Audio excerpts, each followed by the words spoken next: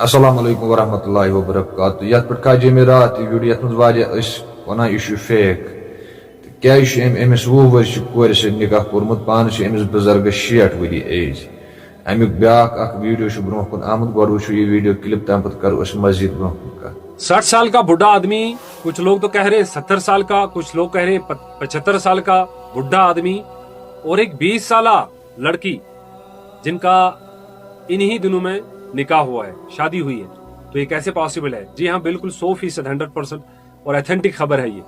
لیکن آپ نے تو آلریڈی سوشل میڈیا پہ سن لیا ہوگا اس کے بارے میں. اب آپ کہتے ہوں گے کہ یہ بھائی ہمیں اس چیز کے بارے میں مزید اور کیا کہنا چاہتا ہے.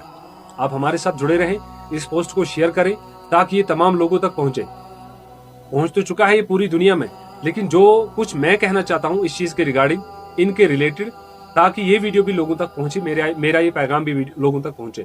کافی سارے لوگ اس پہ الگ الگ بات کرتے ہیں. کوئی اس کو اس نظریے سے دیکھتا ہے، کوئی اس کو اے نظریے سے دیکھتا ہے، کوئی اس کو بی نظریے سے دیکھتا ہے. مطلب کہنے کا یہ ہے کہ کچھ لوگ یہ کہتے ہیں کہ یہ سب کھیل پیسے کا ہے، یعنی کہ جو یہ لڑکی اس بزرگ آدمی کے ساتھ شادی کر رہی ہے اس نے پیسے کے لیے شادی کی ہے. اور کچھ لوگ کہہ رہے ہیں کہ اس بزرگ نے اس کے ساتھ شادی اس لیے کی ہے، دراصل ایسے تھا ویسے تھا. لیکن کسی کے پاس بھی پوری تحقیق نہیں ہے کہ دراصل معاملہ کیا ہے.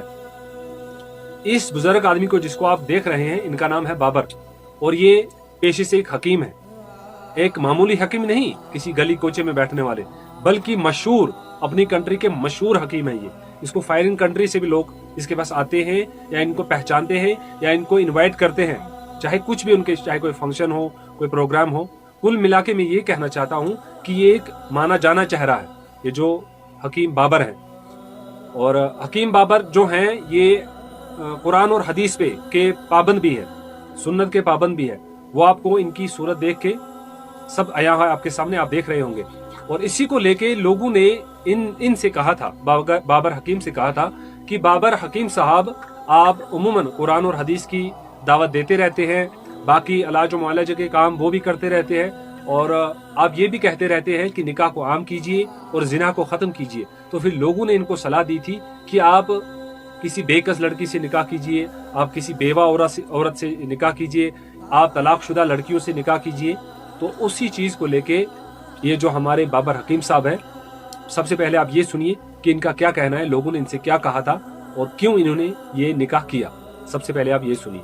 میں نے 2 دن پہلے ایک اپنے فیس بک پہ پوسٹ لگائی تھی کہ کیا مجھے ایک طلاق یافتہ لڑکی سے نکاح کرنا چاہیے. آپ لوگوں نے بہت زیادہ کمنٹ کیے تھے کہ تو جی ہاں، آپ نے سن ہی لیا ہوگا، یہ کافی لمبی باتیں ہیں. یہ یہاں پہ میں نے ایک سیمپل کے طور پہ